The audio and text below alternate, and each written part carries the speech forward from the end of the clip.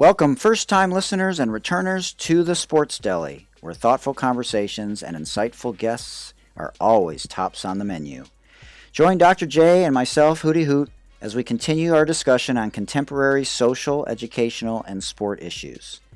If you want to send us an email, feel free to do so at thesportsdeli@gmail.com or DM us on Instagram at Mike Hootner or on Twitter at Michael Hootner. Now grab your favorite bagel or deli sandwich and favorite beverage, and let's do this together in the Sports Deli. Lex. What's up? What's up? Hey. Hey, everybody. Hold on. I'm going to switch my background real quick. There you go. That's what I'm talking about. Yeah. For those of you that can't see, it says Bucked Up. Bucked Up. So Bucked that's my up. podcast that I do by myself every Friday. Every Friday night, we get a drink, me and the audience, and we just talk, man. Bucked Up with Alexis Hornbuckle. I love it. That's solid. I love that background, right? Like, love it. Yes. I got a few of those. Hold on. Let's go to TBA real quick, guys. Hold on. That's better. Yeah. See, John, that one I like. John, I'm very disappointed. Usually John gets the No, I couldn't find that. I couldn't find that one. Just Google like Tennessee Zoom backgrounds is what I did. Okay, you're better than me. Okay. And no, actually, you know who told me that? Holtzclaw. She put me on game. Oh, wow. And nice. Meek let me know. Always looking out for me. That's awesome. We are joined by Alexis Hornbuckle. She's from Charleston, West Virginia. She played soccer and was a high jump champ in high school. You can find her on alexishornbuckle.com, on Instagram at Buck1422. She's got a podcast with Jamel Johnson, a world-renowned soccer player who self-coached at Texas and Iowa. And the podcast can be found on volunteerroadshow.com. You can find her on Twitter at Hornbuckle14.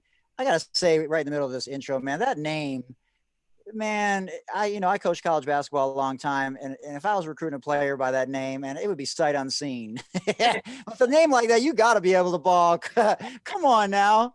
And then you can find the show on YouTube and Twitter at Facebook at Vols, plural, at Vols Roadshow. So it's a crazy time. We're still, in the process of waiting to hear what happens. Obviously it's, you're in the South.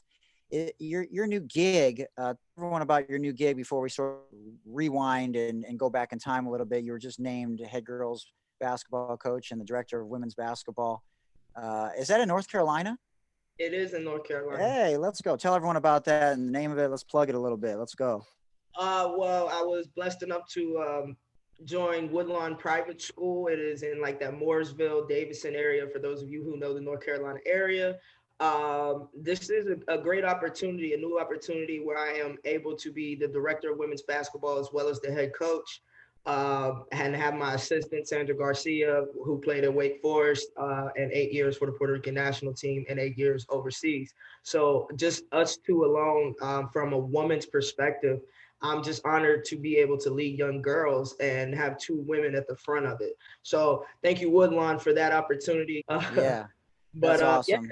so that's it, man. Thank you for allowing me to even speak on that, because this just happened about a week ago. So that's great. So do you think you'll be there? Do you have aspirations of being at the high school level for your whole career? Was this something you were looking for? Or you want to coach at the college level down the road? Well, my first year coaching and my first year of retirement was last year. I was actually a head high school varsity coach at a public school, J.M. Robinson High School in Concord, North Carolina. So that part I like, being at a private school, have a little more control in that as far as attracting international and other players throughout the nation to our school. I also enjoy teaching the game mostly and mentoring and doing skills. Through my Alexis Hornbuckle basketball, I'm always doing clinics, group lessons, camps, speaking at schools. So that's more of my drive for, the lifelong road. That's awesome. What did you learn most from last year? Coaching wise? Yeah, because I know, I've coached for 29 years and I've probably learned as much, if not more, from losing seasons than from when I won conference titles or, anything else? What did you learn the most that will make you a better coach down the road? Patience. No doubt. Definitely patience. But also just compromise. So, we run our own I have my own AAU organization, North Carolina Ring, probably Nice. soon to be FBC Ring, with Hey, merge that we're working on. let's go. But You heard it here first. facts, y'all did. Um, I think I learned to compromise because there's a difference between coaching, elite or on your way to elite players, or even players that just want to become elite, versus kids that just want to say they played high school basketball. Yeah. And so I can't come in there, like a mini Coach Summitt. I have to really come in there almost as if I'm Coach Summitt's assistant. It's more of hands-on. Okay, let's slow it down. I have to yell, but also be able to bring it back in. I have to be able to correct and reprimand them, but I also got to be able to put my arm around them and say, hey, listen, you're cutting corners in practice, or you're not touching the line in practice. I guarantee you're not turning in all your homework on time.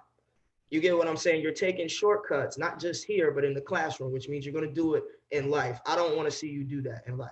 So compromising that sometimes my practice time isn't even dedicated to basketball stuff. And that took a while to get used to because when I'm in the gym, I'm ready to work. So that's probably the biggest lesson I learned. That's awesome. You're listening to an interview with Alexis Hornbuckle, a 5'10" point guard from Charleston, West Virginia, who played at Tennessee under the legendary coach of Pat Summitt, won 2 national championships along with Candace Parker, who currently still plays in the WNBA for the Los Angeles Sparks. She also won 2 WNBA championships during her 6-year WNBA career. And now back to the interview with Alexis Hornbuckle in the Sports Deli. I remember when Jay Billis was on the show from ESPN, and he talked about how terrible his high school was. And he said for a lot of these youths, whether you're doing some pro stuff on the side or your AAU stuff, or even the high school stuff, this is their last experience. Most of them ain't going to college, and you want to, make it not only your best job until you get the next one, but you want to make it the best experience for them, because this is it for them. So you're in North Carolina. And you went to, Tennessee and played for the legendary coach, Pat Summitt. And so you're from West Virginia, though. How was it growing up in West Virginia? I went to school at Frostburg State in graduate school. So that's an hour from Morgantown. Oh, and yeah, way up there. Yeah, exactly. But yeah. But how was it growing up in West Virginia? And then I want to get to, sort of the recruiting process because, Coach Summitt was running things until Gino came around and started, taking over. But, talk about that whole process of growing up, what challenges you faced, and what was the best part of being recruited by a legend. For me, it was you are having a unique opportunity growing up in a small state in Dunbar, West Virginia, which nobody knows as. And I grew up in what we call the bottom. It wasn't really the best place to grow up. It wasn't your worst Marcy projects in New York, but it wasn't for a kid. It's just not the best place to grow up. And it humbled me because I have an opportunity to do things for my community. I have a chance to bring eyes into the gym for other players who I know are also talented, like a Renee Montgomery, who's a year under me and goes to UConn. I'm at Tennessee one year. She's at Connecticut the next year. We both went to the WNBA. She's still in the WNBA. Right. So those things were, I can't say that I'm the reason Renee got recruited to UConn, but what I'm saying is the early recruitment and eyes and talk that I was getting once Renee and I and our families linked back up, it was almost inevitable that she would not be recruited. You get what I'm saying? Because she already had the talent. The talent was already there. And so having an opportunity to kind of pave the way for more eyes to come to the state of West Virginia, especially for women's basketball, is in hindsight, I think that's the most important and most humbling thing that I think on growing up and coming out of West Virginia. Who inspired you to play ball, and where'd you get your work ethic from? Is that just a nature versus nurture thing? Like you were just always competitive, or was someone pushing you around and like, man, you better get up, or whatever? Like, what was it? It's crazy. Mine wasn't a nature or nurture. It was a nature and nurture environment. So I had a little bit of both. My dad, he coached, he played. He didn't play in college or pros or anything, but he was just a hell of an athlete, crazy jumper, great coach, high basketball IQ. He actually used to just work out and practice with the Marshall boys team, even though he didn't go to college. And then, he coached. And so that was that. My older brother played. We're only 15 months apart. My cousins played basketball. My uncles coached basketball. So I grew up in the gym, number one. But also, yes, I grew up in a neighborhood where you can't be soft. Like, if you want to go play and have fun, I don't care if it's soccer, football, basketball, if you're racing each other like a track situation, you better win. And if you don't win, you better be able to accept the next challenge and don't back down until you do win. So, yeah, for me, it was a nature and nurture environment. That's awesome. So you're recruited by Pat Summitt right from the jump, or did she go watch someone else and just happen to see you in the gym? Tennessee, the first time I remember Tennessee recruiting me was 12 and under AAU in Nashville. I think it was, matter of fact, a national tournament in Nashville. And Nikki Caldwell was the first coach. Now, Nikki Fargas now, but Coach Caldwell was the first coach in the gym. And I'm like, oh my God, Tennessee's up there, because I recently had that newfound love where like, I'm going here. After that HBO documentary in the 90s, I decided, and I believe I was in about 6th grade, I said, Mom, Dad, that's where I'm going to school. So when I saw Coach Fargas in the stands, I got super excited. And my dad's like, you haven't done anything yet. Like, yeah, great warm-ups. So that will bring you right back to earth real quick. And I guess I played well enough for Coach Summitt to be in the stands in the next game. Wow. Did you verbally commit early? Did you verbally commit early during that next 6 years at any point, or did you wait? I probably verbally committed out loud to anybody that asked me where I wanted to go to college. Starting in the 6th grade. Okay, starting in the 6th grade. Wow. But I did not commit. Like, I did decide to take my official visits. I actually only took one to Duke with Tasha Humphries. Because it was going to be a package deal, and then she decided to go to Georgia. So I said, yep, let me stick to my dream. And that was kind of it. I signed on early signing day, and that's how that went. So I verbal to, I guess, the world around me. So if there was like Instagram and Twitter and all that stuff popping when I was growing up, going through recruiting, I would have verbal for sure. Yeah, no doubt. Alexis, did Coach Summitt come to see you play in high school or just the AAU tournaments? Oh, she also came in high school. Actually, she was in the stands when I broke the rebounding record. Oh, wow. Of West Virginia. I grabbed 36 boards. So I'm just curious, being in West Virginia. Wait, hold on a second. She said 36. I did. Not 26. 36 boards in a game? Wow. Man, I was crazy. They said, I'm like this type of person. If I'm close enough and I think I can get, like, if I think I could touch it, just the tip of my finger, I gotta go for it. And I just literally, I was dog tired after that game because I went after every single rebound on both ends of the court. Wow. That's crazy. When you're in West Virginia, high school gym's probably not super large, right? Or am I wrong? Okay. No. Okay. What was it like when Pat Summitt walks in? Let me ask you this. How many, maybe your high school coach knew, how many people knew that Pat Summitt could possibly be coming to the game? And I'm just curious, because I've been in some gyms, not for me being recruited, trust me, but where there's been talented players there. And when a big time coach walks in, the whole gym changes. I mean, the whole dynamics of what's going on there, just the body language, and people start talking, and then they're connecting the dots. Who she hears the C, and away we go. And I was just curious, talk a little bit about that. We were in the state tournament, so we were at the Civic Center. Okay, so you're a good size arena. Okay. Oh yeah, and it was full. It was a packed house. It's funny because that game coach was there, and then the next game, Randy Moss was there. Yeah. Wow, that's cool. So I want everyone to hear this for a second, just to give a little perspective of some of the things that you've experienced and been blessed to be a part of. So obviously we're going to talk a little bit more about the legendary coach, Pat Summitt, who passed away a little more than 4 years ago. And Coach Harper, who's there now. But you won at the time, the WNBA Championship and the NCAA Championship in the same year. You were at the USA Pan Am Games and won the gold there in 2007. In 2008, you played with, you were drafted 4th overall by the Detroit Shock. One of my favorite players of all time, Bill Laimbeer, was the coach from the Bad Boys. And you played with Nancy Lieberman-Klein and Sherry Sam. Sherry's going to be on the pod in a couple weeks. And then in 2010, you played with Candace Wiggins and Sharday Houston. In 2011, you played with arguably the GOAT, Maya Moore. 2012, you played with Diana Taurasi. 2013, you played with Brittany Griner. And Dawn Staley was the coach for those Pan Am Games. And when I started, doing some research on some things, and I'm a girls basketball coach. I coach women's basketball, college basketball for a long time. So it's a passion of mine. It's something that's very important to me. A good friend of mine coaches at Kansas State.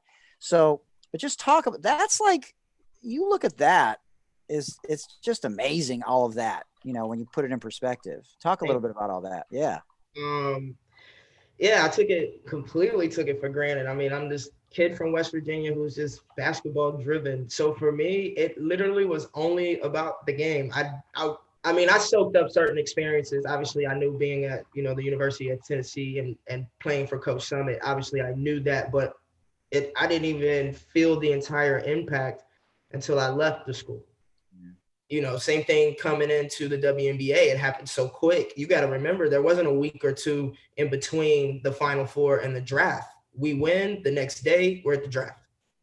Wow. 3 days later, I'm in Detroit. Come back, still in class, then got to go to Detroit for the training camp. Come back, graduate, continue WNBA season. Home 8 days, go to Turkey for 7 months. Yeah, so all I was focused on was being a better basketball player at that time and just soaking up, when I realized I was in great situations or around great mentors and women that have paved the way for me to even be on this stage. Yeah, I soak every bit of that up. I mean, you got a Deanna Nolan, you got Katie Smith, you have Cheryl Ford, you have, my first year in the league, I was literally with legends. Crazy. And coach and Bill's the coach, and Rick Mahorn is the assistant coach, and Cheryl Reeves, who's now building a dynasty in Minnesota. Yep. That's where I came in. And I completely took all that for granted because I got caught up in the fun professional athlete part of it versus the business and the work part of it, right? So for me, it was all fun and games because in college, you play, you do your homework or whatever, study hall, you go out, party, come back, repeat, practice, play. That's just a part of the cycle for college athletes. I don't care what sport you play. And so professionally, it took it to another level. And I wasn't, I'll say, mentally and emotionally matured enough to handle the money coming in, the quote unquote little bit of fame, the the notoriety that comes with being a professional athlete. And it just kind of blew my mind, and I lost track of what got me there. That little girl from West Virginia that only worried about being the best player in the world. So that I definitely would have to say yes to that question. It's funny. I listened to podcasts with JJ Redick and Steven Jackson. And, one of the things JJ was talking about was he's been on a lot of different teams. He's been in the league a long time, just like Candace Parker, somebody that you played with and won 2 national championships with at Tennessee. And he said, when it's all said and done, he wants to be looked upon as somebody that was a great teammate. Yeah. And so how do you think people view you now as a teammate? Oh, as a teammate, I was great. I'm working. I'm pushing you in practice. I'm talking smack. I'm let's go. Yes. I don't care if you're a rookie or a vet.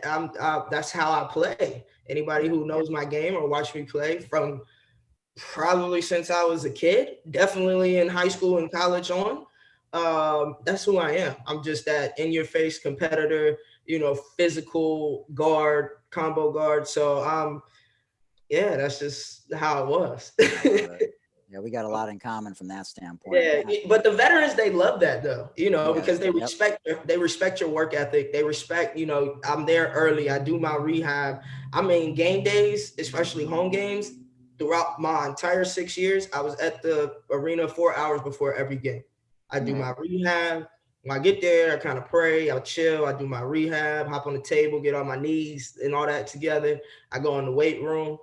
And I do like activation routine where it's not really lifting weights, just more stability, balance, core activation, glute activation, stuff like that. Then I go do my own warm up in the practice gym. Then we do guard warm ups together as a team.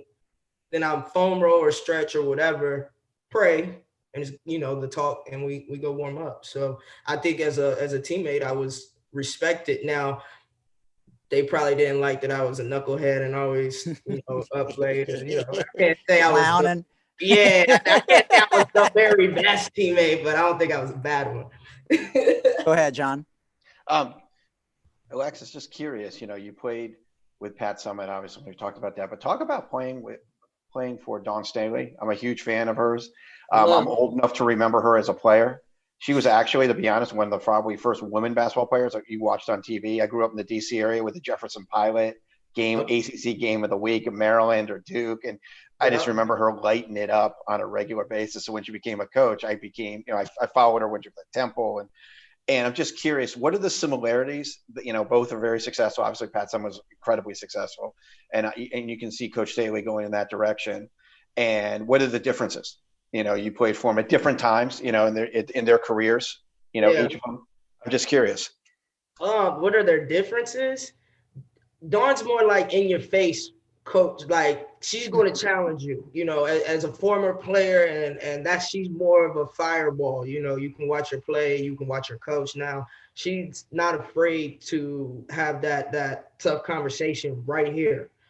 Coach, I'm not saying coach ain't yelling at us because everybody knows you got yelled at, but you more so got that icy blue stare, so it was different. Like when you're being disciplined or when you're being challenged, it's different. And everybody doesn't respond well to in-your-face coaching.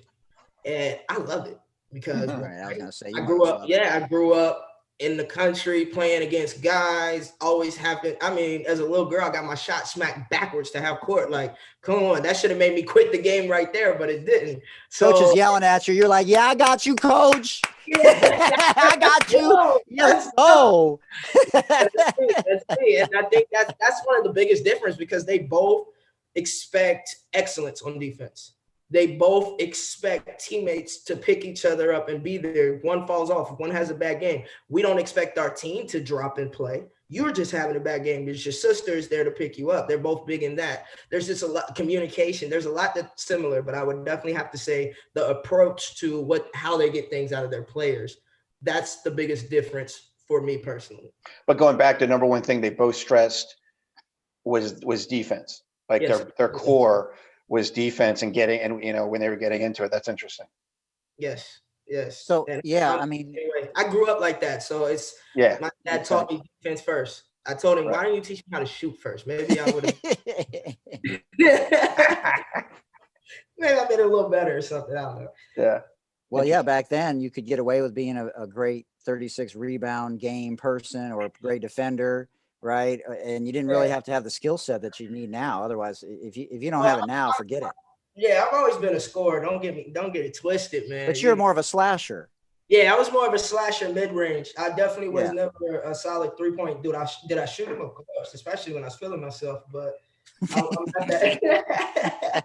I wasn't that player that Coach Summitt recruited as a shooter for sure, or that Bill drafted me as a shooter for sure. It was like you said, I can spread the court, but I can also create for others and I can knock down open shots. So, it helped me for then. I'm blessed. I'm thankful. My dad did the best he could do, and I think it was amazing, especially when you have Coach Summitt calling you, asking you for advice. So that right there, my dad has the utmost respect for me. You're listening to an interview with Alexis Hornbuckle along with Dr. J. I'm Hootie Hoot. Alexis played at the University of Tennessee for the legendary coach Pat Summitt, who won 7 national titles during her 38-year run at Tennessee. Alexis was a part of 2 of them. She was then drafted in the WNBA in 2008 and played for the Detroit Shock, the Tulsa Shock, the Minnesota Lynx, and the Phoenix Mercury during her 6-year playing career. She also played in Finland, Israel, and Turkey overseas before retiring. And now back to the interview with Alexis Hornbuckle, Lady Vol for life in the Sports Deli. So you're wearing your LVFL Lady Vol for life hat. You got your Alexis Hornbuckle hoodie on. Always. I'm always, Orange Mountain Designs. I love them. Get your official game gear. You feel me? Lady Vol. It is a Lady Vol store. This is why I decided to become a brand ambassador for them, because there's nobody that just sells Lady Vol stuff. Orange Mountain Designs, dude. Yes, that's right. Nice. So before we transition to Coach Lambier, Coach Summitt, obviously she won 7 national titles. She's, the list is endless with regards to her accomplishments. She had the definite dozen, her code of conduct. Talk about, of those 12 things, what do you carry with you the most to this day that you're going to impress upon your players? Discipline yourself so that others don't have to. That is number, hold on. Let me see. I'll tell you which number it is. Hold on. I always have Coach Summitt around me, by the way. 6. Yeah, it's either 5 or 6, because right here it's on a pen, so it's not numbered. But discipline yourself so that others don't have to. I think self-discipline is the difference between a good player and a great player. So is that the one that you had to learn the most, or did that come, because being a competitor was probably your easiest of the 12? Mm-hmm. But there's make winning an attitude. That was probably more automatic for you coming in, like that wasn't even going to be a thing. Developing and demonstrating loyalty. Were you a great communicator? I'm talking, teaching, and guiding on the court, since probably AAU growing up. My dad was. Well, I told you, my dad taught me defense first. So you can't become a great defender if you're not a great communicator. Wait, so I got a quick story. So John, in college, we both played on. I could have went, to Fairleigh Dickinson, walked on or whatever, but I went to a small D3 school. So John and I played on the first team in the history of the program at Goucher College. Okay. And so we're in practice, and John had done this before, and then he was in a game, and he's like ready to play some D. John was just spot up shooter. He couldn't do much, but he smacked the ground. He did one of those like camp smacks, like you have to smack the ground before you start doing zigzags. Yeah. And dude, I don't remember who it was against, but dude went right around his ass. But I can tell you, when he smacked the ground, he was ready. Yeah, John. You remember that, John? Oh, I totally do. Yeah. Hey, you were hyped though until you watched him go by, huh? Right. It was sad. It was good. It was good for those 5 seconds. I had a moment. Oh man, that was okay. So talk about Coach Lambier. He's been in the league a long time. He just took the Aces to the finals again. How was it playing for him? Because you talk about a competitor, man. If I might have learned how to be a competitor from him and Zeke, because I'm from Detroit, and just watching them, like Rick, like Vinny, Spider, all of them, just the way they went about it. Like I couldn't wait to go home and practice. He, as a coach, he's definitely he's probably my number 2, like best coach, or 2 or 3, because Don's there. So I said my top 3 coaches that I played for, in a sense of truly a competitor, and he instilled the bad boys attitude and mentality into the Detroit Shock. So. People, we got a lot of grief about it. We were that team. Oh, they're bullies. Oh, they're like that. Literally, we heard it every time we played a team. Like nobody else is out there grabbing and pushing and putting you on your butt on a wide open layup, right? That's competitive basketball. But I loved it because it allowed me to be myself as an athlete, as a competitor. You get praised more for the harder you go. set a solid screen, grab a rebound, box out and get a critical O board, or, just simple things that get taken for granted. The intangibles, they love it, diving on the floor, out hustling somebody. It's just, I loved it because it was just like, I left college and came into the perfect situation where there was no drop off. If anything, I was challenged in a totally different way, which caused me to elevate. That's cool to hear. What's interesting is I don't think a lot of people know this. I don't know why I knew this at a young age, but, Bill came from money. He didn't have to do a thing in his life ever, and he would have been fine for the rest of his life. And he was not satisfied with that. Most people don't even know that. He wanted to make his own mark. He wanted to be he revolutionized that position. He was shooting jump shots before bigs were shooting jump shots in the 80s. And so he was one of the best bigs back then in terms of revolutionizing the game for the Pistons, winning 2 championships with the Bad Boys. And then as a coach, he, for whatever reason, talk about why you think he loves women's basketball, because he's had chances to go to the NBA and he's not wanted to. He's wanted to stay there. Well, he did go to the NBA. Yeah, that's right, for a minute. Yeah, 2010, when our team got sold and we were forced to go to Tulsa after that season. Yeah. But and Rick stepped up as the interim head coach. And I'm not sure why. I never sat down with Bill and asked him why, but if I had to throw my opinion in the air, I would say because women, when it comes to the game, we're more intellectual. Not saying that the guy's IQ isn't high, but women overthink anyway. So, and it's more fundamental. It's more movement. You can get more out. Like, you can, if we as a woman are coached by a man, and the man has played in the NBA, number one, that's respect. Like, wow, like, you are the best at your craft, and now I'm here playing for you at the best of my craft. How can I take a little bit of NBA, add it to the WNBA in my game? So it's like a kind of a challenge to pass down. And now you see more banging in the game. You see versatility in the game. You see, it's post-ups coming from all positions now. So it's kind of like he enjoys the challenge of seeing who he can get to run through a wall so that he can build a championship team, in a sense. And in the women's game, every night out is a playoff run game. Yeah. Alexis, I have a question for you. You also played overseas, and you played in Turkey, and I find that interesting. And the 2 questions tied into that is, talk about living in what's defined as an oppressive environment, and what you took away from that. It's not, and as a woman being over there, what was your experience like, and how eye-opening was it? And were you prepared for it at all? The lifestyle, not the ball, the lifestyle.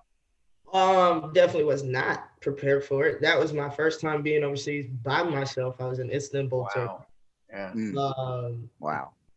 And obviously language barrier, but also, go to the mall, walk down the street, go to a restaurant, and they're looking at you crazy. Like, I love hats. Like, I've always loved hats. Coach Summitt used to tell me, take your hat off all the time. I just love hats. I wear all types of hats. But they'll just be looking at me weird, or, like, basically I should be covered up like they're women. If they say something, if a man says something, that's supposed to be, that's it. And I'm not the one. Like, yeah. No, it's an oppressive environment. It's known as an oppressive environment. Absolutely. And I actually, so truth be told, I got there in, I believe, October.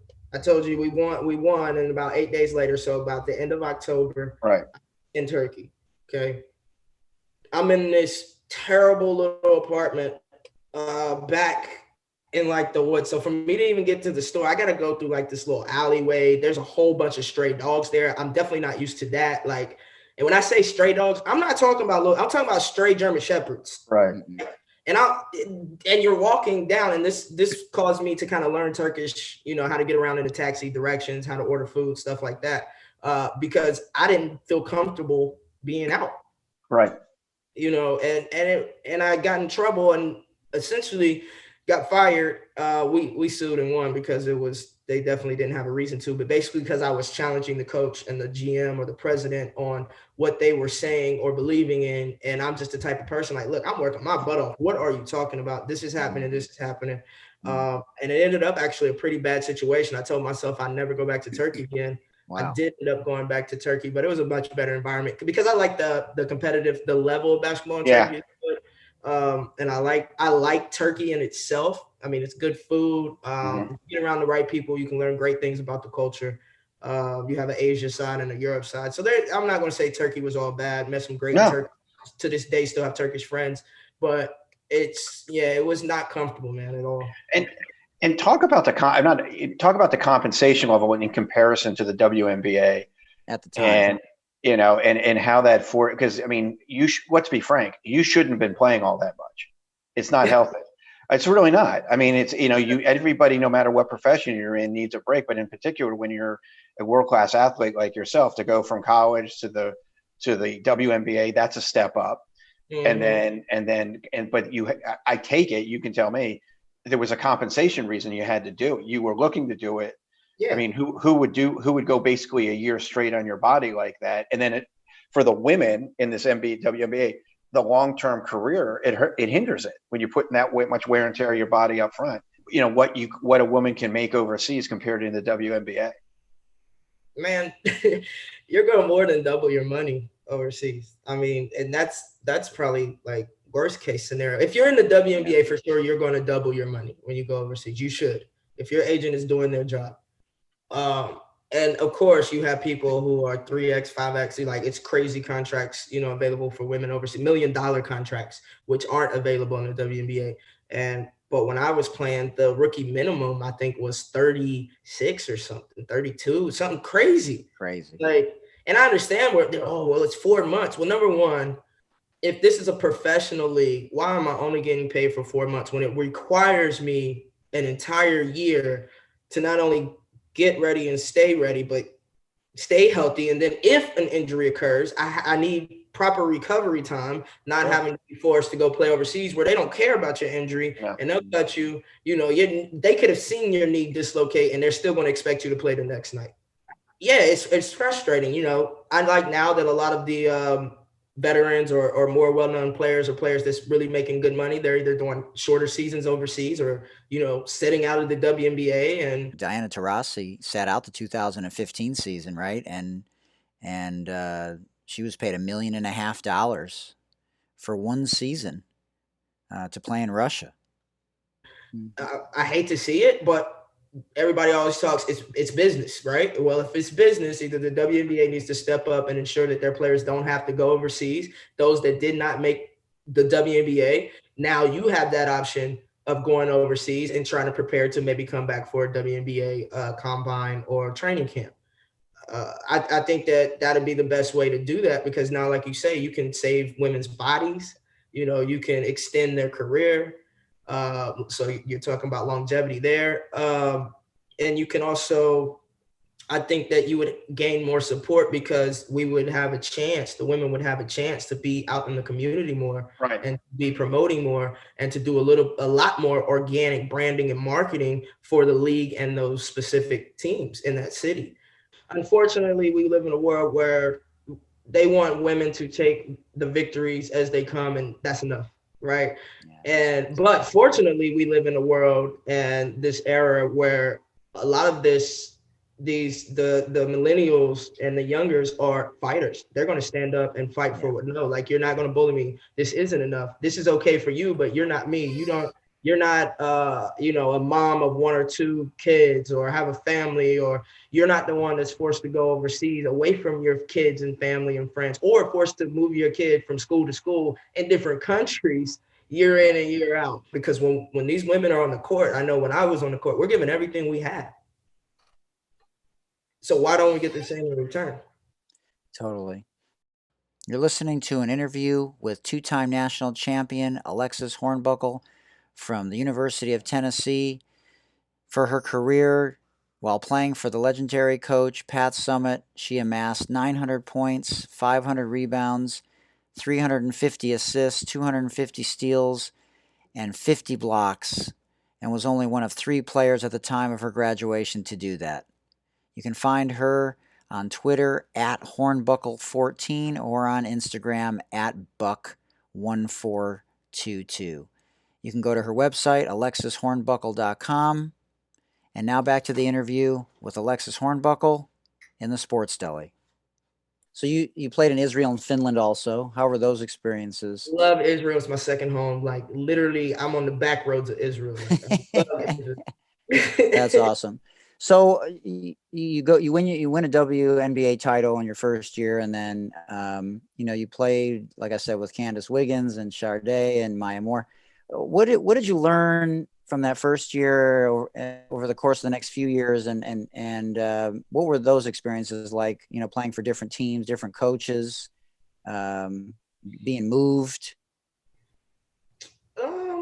I mean, I learned that a lot of things are not in your control. Like you feel like you sign a contract and you feel like you're there. That's not really how the business works. How the professional business works. How was it playing with Maya?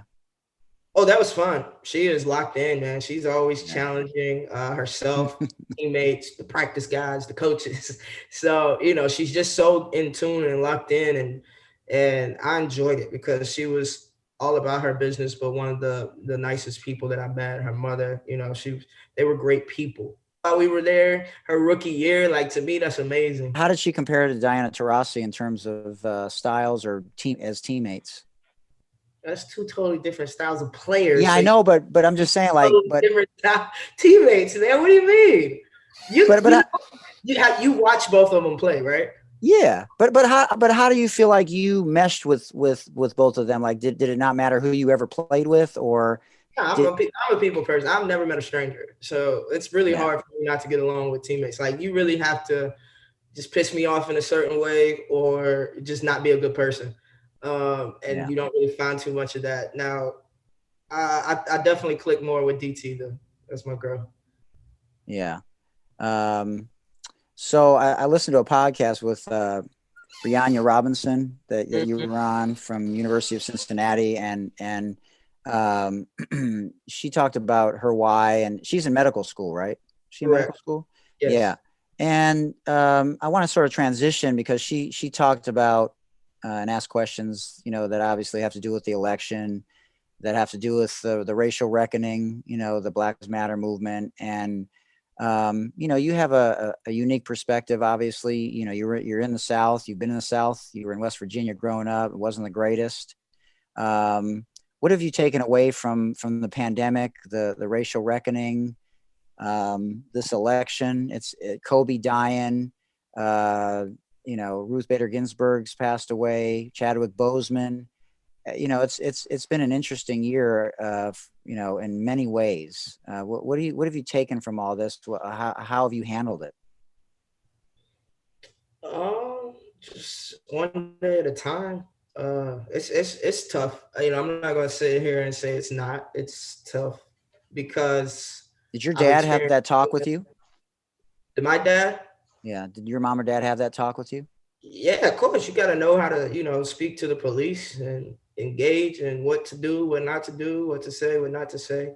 And they weren't the only ones that had that talk with me or my brother. It's friends. It's even the drug dealers would have that talk with us. So, like, hey, young one, like, look out for your life, basically. And as a kid, you're not supposed to worry about that. I've been called the N-word so many times, I done lost count. And it started in West Virginia, obviously. Heard it in Tennessee as a player, as a non-player coming back, as just a civilian visiting. Overseas, it's a different feel and type of racism. They're just not used to seeing Black people at all in most cultures. Most people are really nice, but, you have those older citizens that, like, you're not from here, you don't speak our language, why are you here? And then obviously being in North Carolina, yeah, like, when I see the police, you can ask my girlfriend this. When I see the police, I get nervous. I could be, the speed limit could be set on cruise. So I know that's not, bro.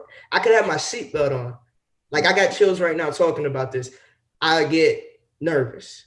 I literally pulled into a store last week. There was a SUV pulled over. I'm driving. I see it's two young Black men. I stop. There are 4 SUV police cars around them, for number one. I stop, roll my window down, scared to do so because I'm also Black. So they might tried some dumb stuff, and now I'm in the middle of something that I was never a part of, right? And I just simply rolled my window down and I said, hey, bro, are you good? Are you okay? Yeah, I'm good. All right. And I made sure to check on him after I left the store and I was on my way out. Like, to have to do that, though, is stupid, number one, and it's frustrating. It's because exhausting. I can't tell you how many times I'm just emotionally just drained. Yeah, and I have to put on a smile and do this, do that. Hell, some of our AAU parents, Trump supporters, avid Trump supporters, I mean, openly say ignorant stuff on their social media. And I have to realize it's not the kid's fault. If I can help break a racial barrier for a child who's growing up in a racist household, I've done something for society, for the world, for my culture. And that's why I don't kick those players off the team. I don't run from that. During the pandemic, when it started, we had team Zoom calls. Probably the first 2 weeks was about racism and how it affects people around them, like their teammates or their coaches, classmates, and stuff like that. So yeah, I don't know. I could talk all day about this. So I'm gonna shut up. It gets me so mad. I'm curious. Did any of those parents chime in that I don't want you having those kind of conversations with my son, my daughter? No. They are. I'll call them. I can't call them undercover racists because they post. Well, we used to say back in the day they're fronting. Yeah, well, yeah, they definitely fronting, man. Like that's a fact. Like they're not going to say that. Oh, Alexis, your life matters. Like I'm talking about those specific parents. Right. We love you regardless, and I'm like, no, you can't love me and not love my people. Right. It's the same thing. Just because I help your daughter, just because of my resume, just because of whatever else, that's not why you should like me. Right. Or respect me. Respect me as a human being. Sure.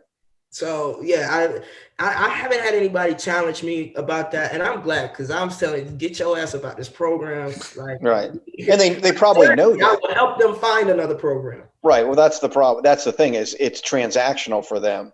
For their, because if they know if they go off social media, phone call, whatever, that it will have repercussions for their daughter because right. you're not gonna. You've got a resume. You've got a two WNBA titles, 2 national titles. Who are they going to tell you? I mean, their kid is going to be looking for a playground, not you. It's not the other way around. So from that standpoint, but that's interesting. The other thing tied into that, Hoot and I have talked about this a lot. More on the men's side, but it's in general. Do you think with what's going on with Black Lives Matters and all this for young African-American women, it will adjust where they may consider to go to school? Or in the end of the day, is it all about who's on TV, who's playing in the final four? Because some of those campuses may not be welcoming or as welcoming as other places have the potential to be. And for a 4-year collegiate environment, understanding it's big time basketball, and that the end of the day they want to go to the WNBA or they want to go overseas, and the best way to do that is exposure. Correct, but now we live in of instant exposure, so it really doesn't matter what university you're at as long as you're excelling at that university. And nowadays everybody documents their workouts, work ethic, these highlights, all that. So that does help. And my hope is,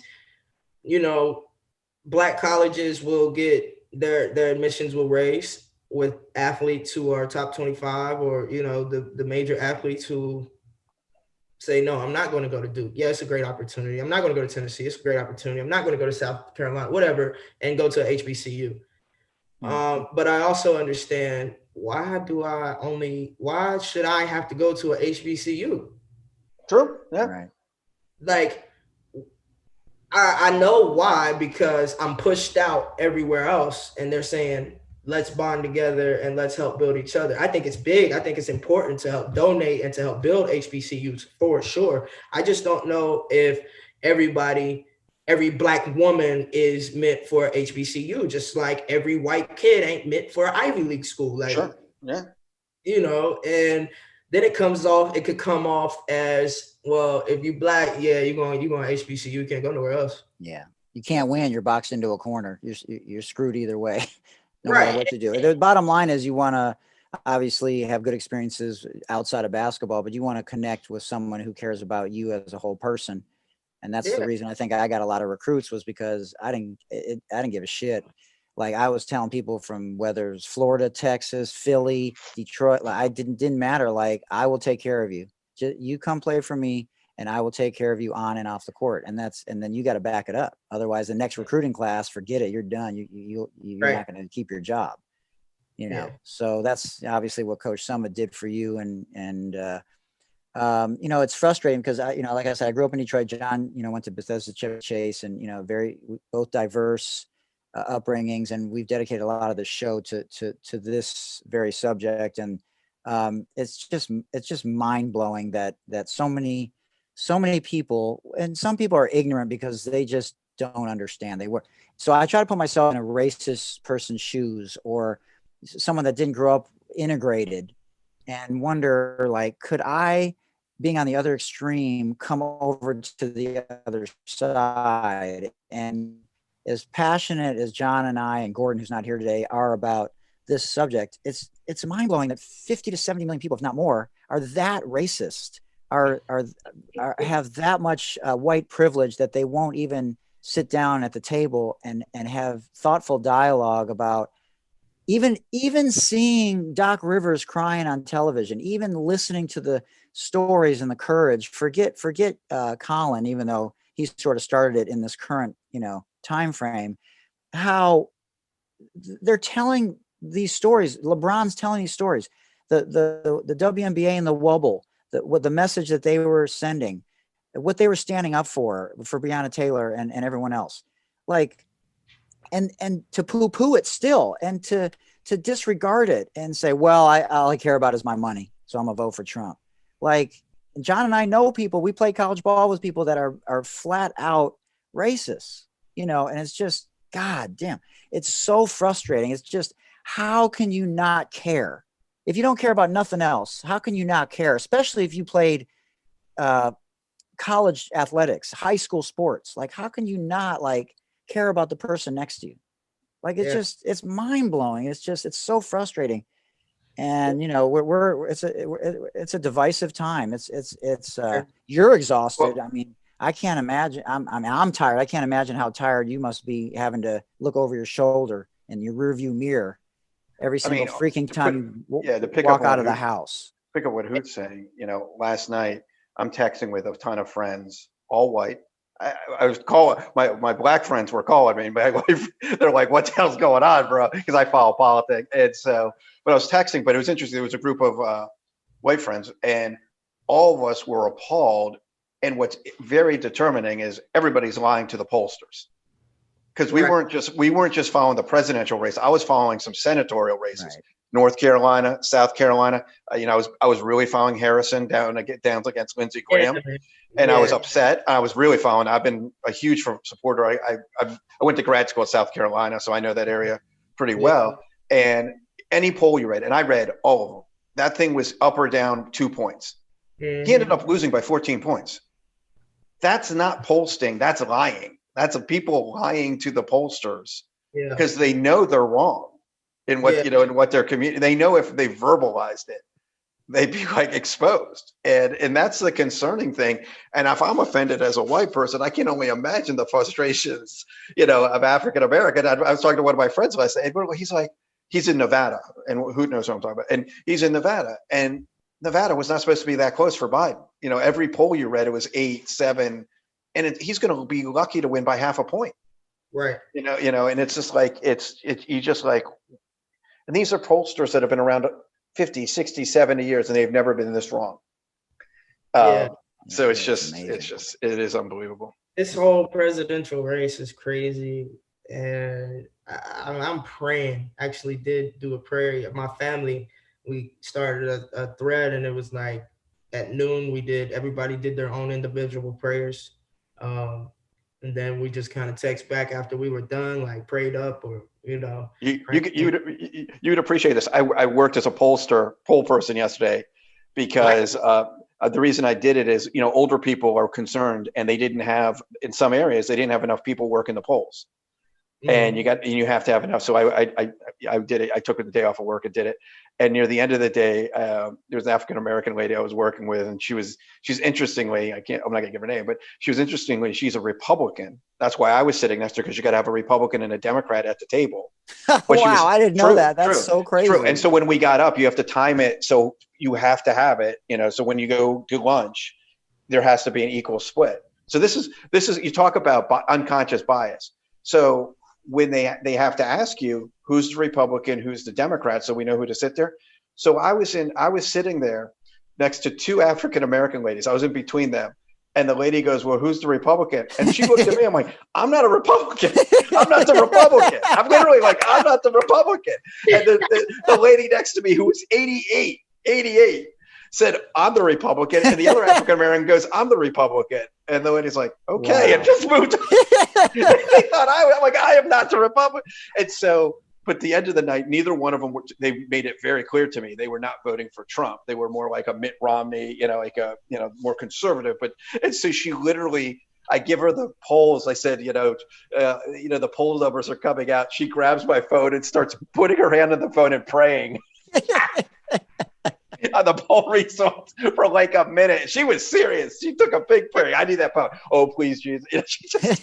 Hey, listen, that's what you want to do it. Praying, hoping, and just, I don't trust the judicial system. So this whole lawsuit thing that Trump is throwing out. For the ballots to not be counted and recounted in a certain, listen, it's a competition is a competition. Why don't you want everything to be counted? I agree completely. You want to really win or lose. Like if I'm going to lose, I want to know that it was fair. Right. And the best, not maybe the best person, and whoever got the most votes. Right. Won. And just so I was reading before we got on, in Georgia, they will finish counting tonight. Why? Because if they have to file at the courts tomorrow, it's too late. They've all been counted. The county commissioner in Atlanta County said, we are finishing tonight. I'm bringing a whole new bunch of people in to work overnight. Yeah, they're exhausted. He goes, I'll bring a whole new people. This will be done by 7 a.m. tomorrow morning. I know how many we have. I know how many people.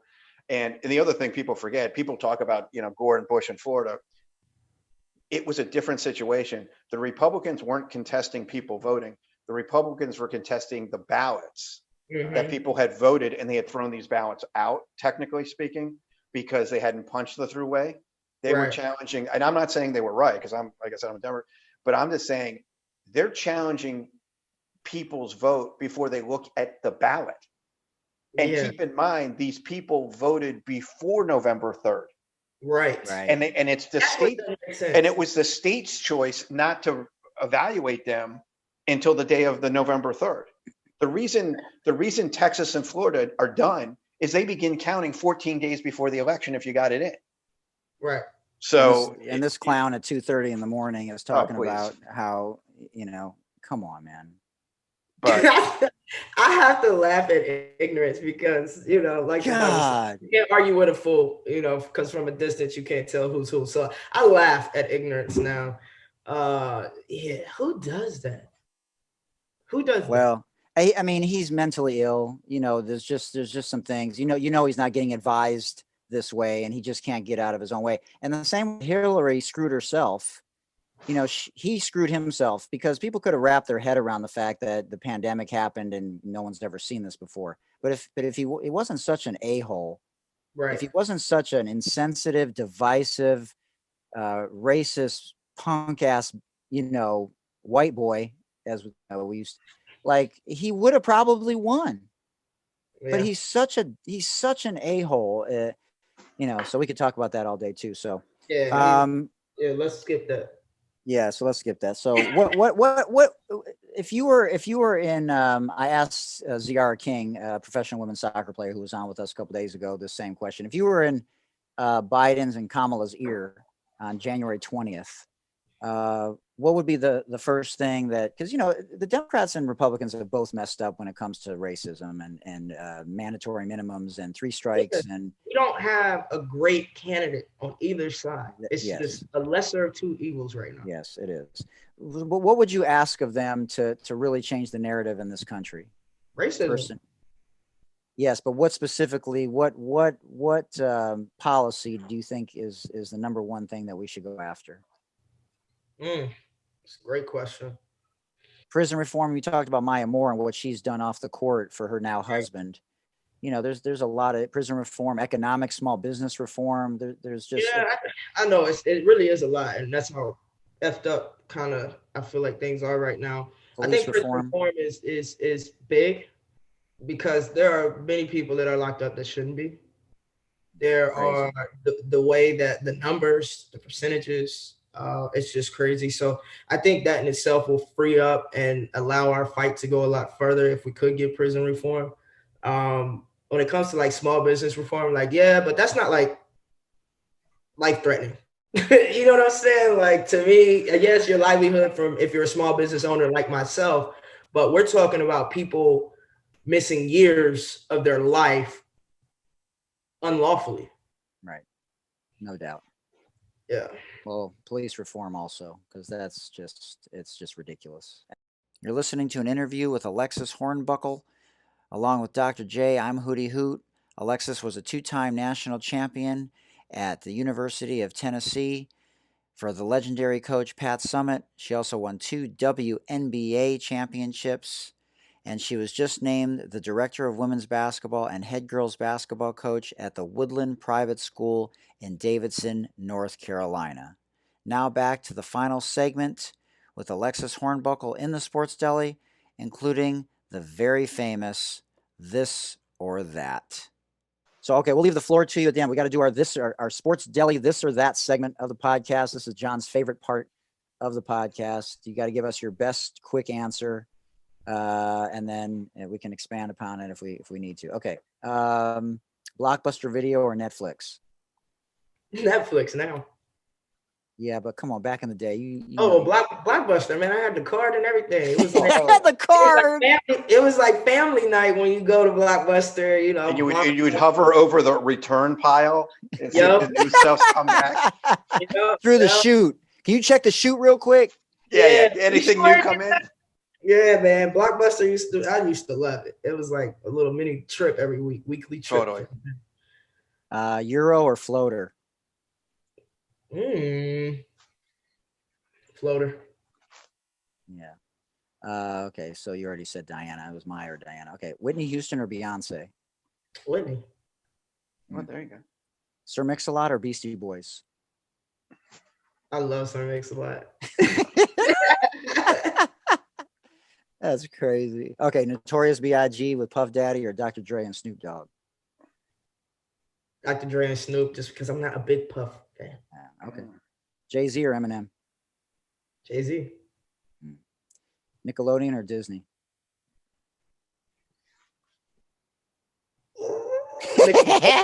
Nickelodeon. Nickelodeon used to have my full undivided attention. Okay, Rugrats or Doug or Ren and Stimpy? Wait, Rugrats, Doug or Ren and Stimpy? Is that what you said? Yeah. Yep. Oh, man. I would say I love Ren and Stimpy. That's so great. Okay. Let's digress for a second. Best Pat Summitt speech. Was she a big speech person, or did she just say, look, Yes. She's so poetic, and motivating. We'll come back to that when you think about that one. Okay. Halloween, Thanksgiving, or Christmas? Christmas. Okay, now this is you're only the third person to answer this question. Then we got another new one tonight that's John's gonna love. Okay, so heteronym. Okay, so these are words that are spelled identically but have different meanings. All right. John, I think she's gonna take this to her podcast. She's gonna like this part of the part of the podcast. Okay. None of this segment is going to her podcast. She'd like it. Okay, close or close? Close. Okay. Excuse or excuse? Excuse. Project or project? Project. Okay. Now this is favorite homonym. Now you're the first ever to do favorite homonym. This is words that have the same spelling but have different meanings. Okay, bat or bat? Bat, right? A baseball bat. Okay. Well or well? Feeling well. Feeling well. Like, Okay, gotcha. Okay, last one is tire. Like tire. Fatigue. Oh, a round tire. Okay, like got I'm rolling like a car tire, man. We gotta go somewhere. it. Okay, hot dogs or hamburgers? Hot dogs. Wow, most people say hamburgers. Chicken or ribs? I like a nice grilled hot dog, slightly burnt with a little bit of barbecue sauce, mustard, and sauerkraut. Now, do you toast the bun? Got to. Exactly. Yeah. On the grill. On the grill. Exactly. I love hamburgers too, but by choice, I like hot dogs. Oh, I agree with you. What fast food restaurant has the best hamburgers? Five Guys. Are they fast food? Yeah, Five Guys. Okay, chicken or ribs? Ribs. My daddy's ribs at that. Oh, hey. Okay, now here we go. Get ready, John. I got it. I know where this is going. Waffles, pancakes, or French toast? French toast. Wow. What's second? Waffles. Okay. Okay. All right, John. The two stories there. One, Alexis, when you have French toast, what type of bread do you use?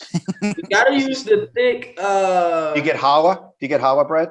Well, I don't make it. I'm not. No. You can buy. Oh, you okay? You don't make it. Okay. No. If you ever know someone who makes it, you got to go to the grocery store and get challah bread. Challah bread. Challah with a CH. Yeah. Okay. They'll have it in. They'll have. I know where you are in Davidson. They got challah bread in Davidson. All right. Or there. They like some challah. It's thick. That's the beauty of it. It's thick, and what it does is she was in Israel. She knows what challah bread is. You can't even say challah. You're Jewish, and you can't even say challah. You would have known the ch part. They don't have it, but she may not. She didn't have it for French toast. You know what I'm saying? It allows you to sucks up more of the egg. It's great. Jesus Christ. Okay, tell the second story. The second story, and you can appreciate this being down south, is I am a huge Waffle House fan. Huge. And the best value out there is the All-American. It is. You get the waffles, but here's a secret. I don't know if you know it. If you tell your waitress you want an extra waffle on top for like $1, they'll put an extra waffle in. So then you're looking at 3 waffles, hash, toast, eggs, and a coffee and a little juice. Why it's a little juice? Why it's a shot glass? I like more than that, but that's okay. Right, for real. I mean, it's like where did juice get? I mean, how come milk is this big and juice is this big? But that's a whole other segment. But anyway, so $10, you're gonna have and Hoot knows this. When I go solo in this podcast, which obviously you can see I'm all ready for. I'm gonna set it up at a Waffle House around the country. I'm gonna commandeer a booth and interview people at Waffle House, and it will be like off the charts. Anyways, but make sure you interview the late night people though, because totally. Oh no, you got to go there at night. The only way to do that.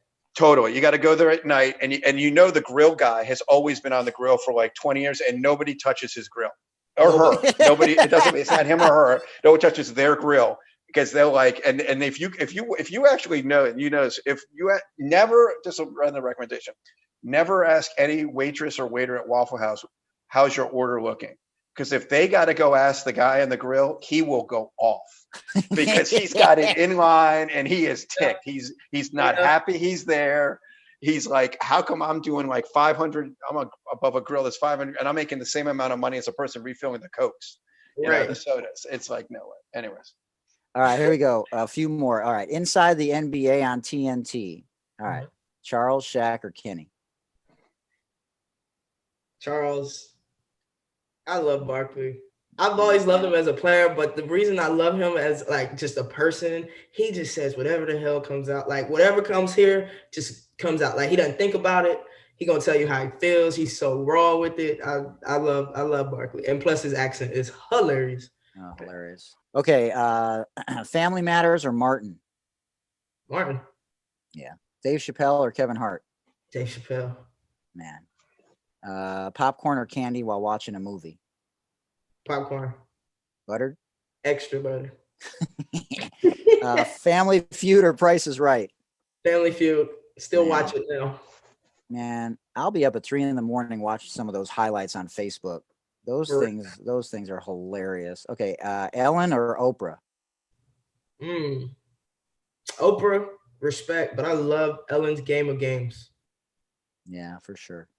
Stuffed animals or dolls? Stuffed animals. And dolls? What? Never mind. Chocolate or vanilla? Chocolate. Interesting. You can do less with chocolate though.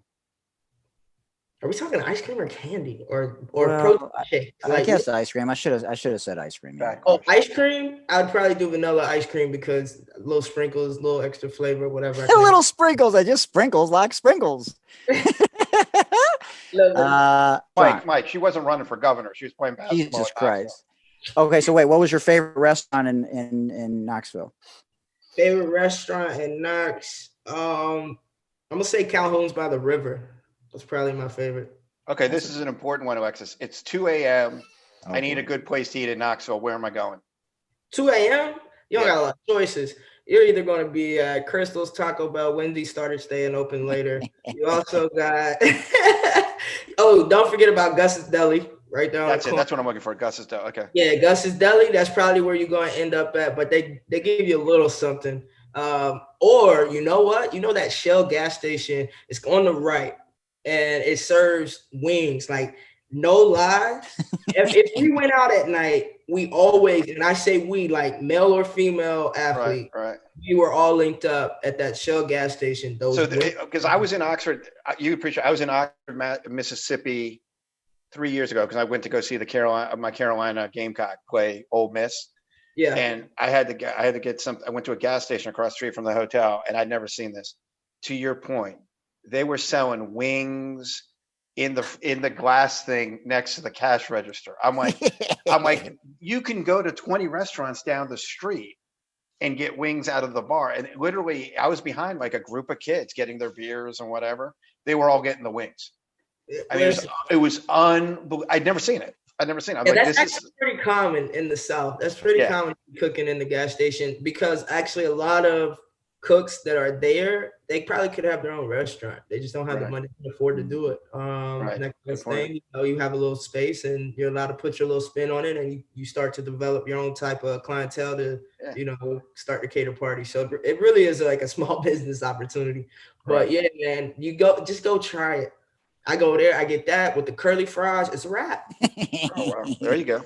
How was it playing with Candace Parker winning those 2 national titles? And she's still playing. Great. It was great. I mean, Candace and I have grown up playing with and against each other since AAU days, growing up, going through the Nike circuit, Nike camps. She even actually flew in to play, Tasha Humphreys, Allison Bells, and Marcella Packer flew in to play a tournament with the West Virginia Tornadoes, my AAU team. So you add the few I named plus myself and Renee Montgomery. We had a wow.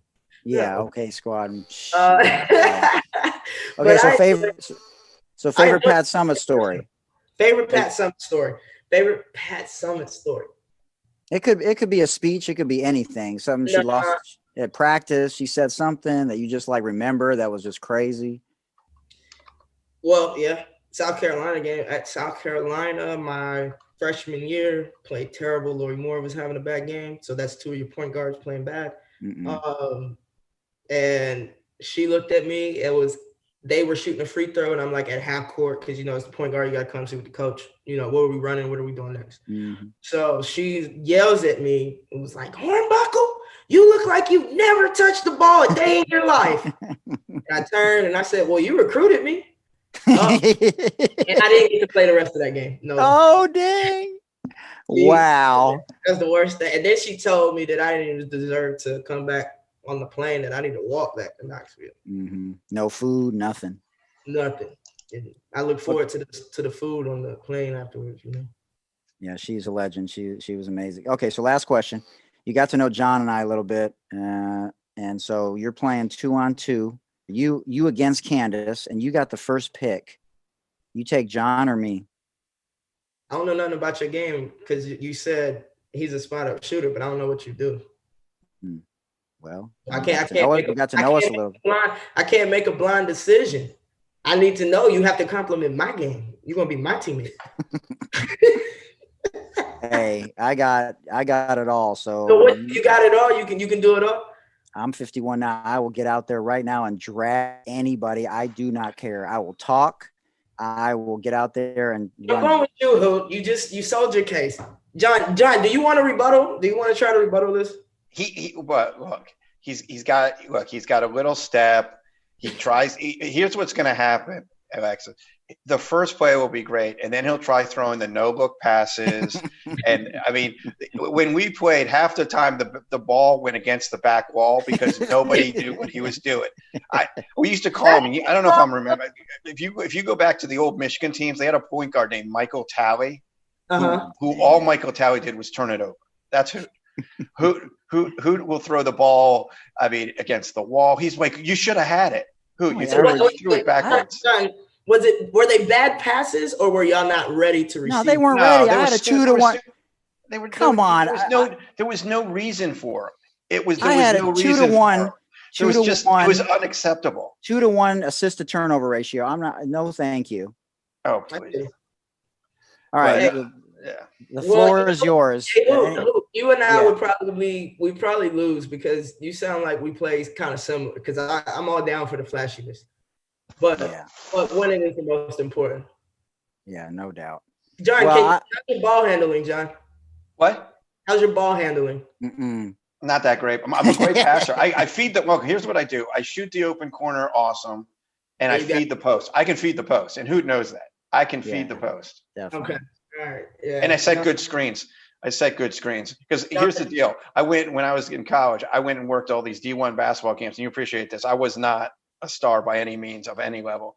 But if you want to play in the evening games with all the D1 guys, you got to have some value. And I'm playing at Minnesota. I'm playing at South Dakota, big time DT, different Navy's camp, all these camps. There was the only way you were getting run on the court was you better be able to play some D and set some screens. Yeah. And the truth matter is that one night we were on a Navy team that had guys from all over and at the camp. And the funny thing was we won 5 games in a row, and we were the last game because we knew we had to, everybody had to go back to their dorms. And so the guys on the Navy sent me a triple screen so I'd get a shot on. Because they were appreciative. They were like, "Wex, we're gonna send you a triple screen," and boom, boom, boom, and I shot it like that. And my campers were going nuts, and it was funny. That's stupid. That's cloud. Yeah, as much as I love your background, John, I think I'm gonna have to go with Hoot on this one. Well, it's okay. Candace and I will get along just fine. I'll just keep feeding her all night. I'll have one of the chicken wings and just be feeding her all night. Hey, listen, Candace doesn't like to not shoot, right? I know. She's not gonna let you shoot every shot, man. That's okay. Right. That's okay. Oh, that's classic. All right, Lex, anything else, man? It's been great. Time's flown by. My only question, Alexis, where do I get one of those sweatshirts? Oh, man. You know what? Somebody is making it into a transparent background so I can upload it onto my online store, gearfordays.com. I will, you know what I'll do? I'll shoot you a text or shoot text, and I'll let you know. Okay. I appreciate the support. No, shoot Hoot a text. John's all about the gear. I love the gear. So you shoot. This is the truth, Alexis. You shoot Hoot text or me the text, and you watch one. Well, it's a podcast, so people will know. But I'll let you know that I'll let it be known I'm wearing one of your gear shirts on one of our next shows. That's awesome, man. I appreciate that. Yeah. Thank you. All right. What else for the good of the cause, man? You're good people. We loved having you. I was pumped to have you. I just could feel your energy and. Just knowing everything you've been through, we could have you on again and talk about a million other things. Like you just absolutely, I would love that. Got a lot of depth, and the best is yet to come, I think. So, thank you, I appreciate it. Thank you for both of you and John for having me on. Definitely did a little bit of background check when you first hit me up. I'm like, all right, yeah, I can do this. But I love to talk basketball. I love to talk sports, but I also love to talk life. And this has been great. It was just an easy. Fun conversation with definitely some moments that were needed to be talked about as well. And keep doing what y'all doing, man. We appreciate it, especially, 2 white males standing up for the cause, open-minded, fans of women's basketball. I mean, you guys have so many good things going on within this platform. I would gladly, be a part of it again. Sweet. Well, when the season gets going for women's ball, hopefully the college season will get some semblance of going. We'll bring you back and get a rundown of what you're seeing. and what you like. Okay. You know what we should try to do? We can talk through this kind of as like a double show, because when the season starts, I'll actually be doing my own little following. I know you are.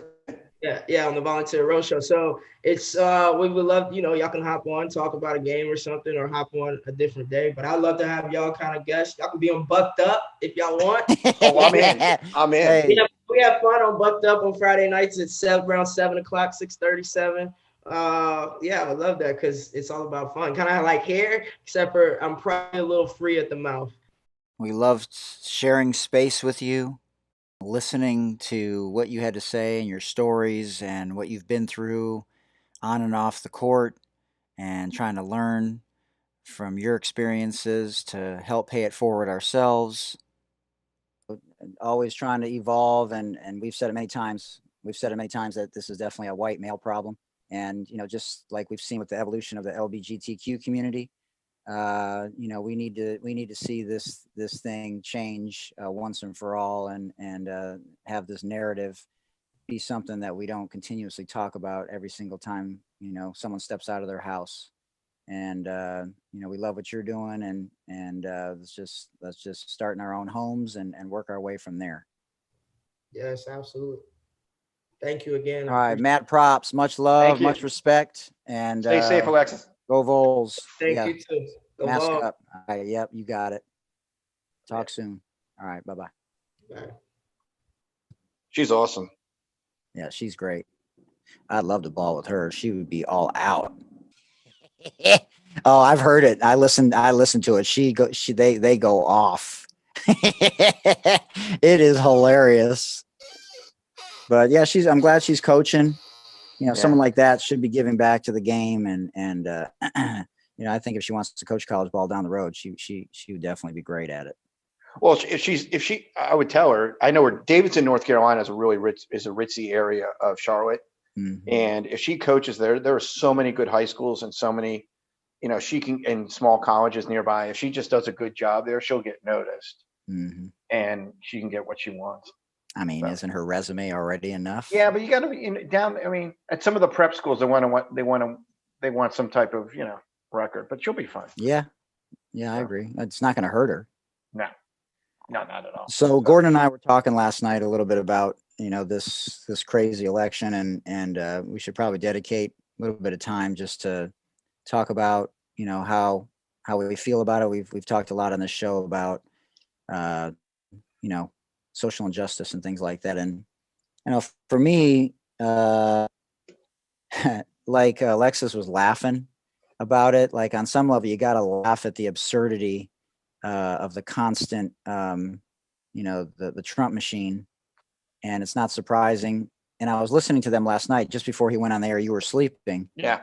And one of them was like, well, he just comes out and says, we're ahead. I think we're going to win. And the other person was like, he's not going to say that. He's going to come out and do exactly what Trump always does.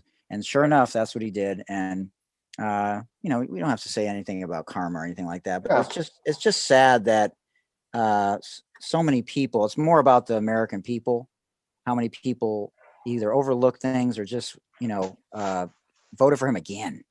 Like the first time I can sort of wrap my head around it, like sort of, but to do it again, knowing what he got more votes this time than he did last time, people-wise. Well, because more people voted, yeah. In general, I know, yeah. Yeah.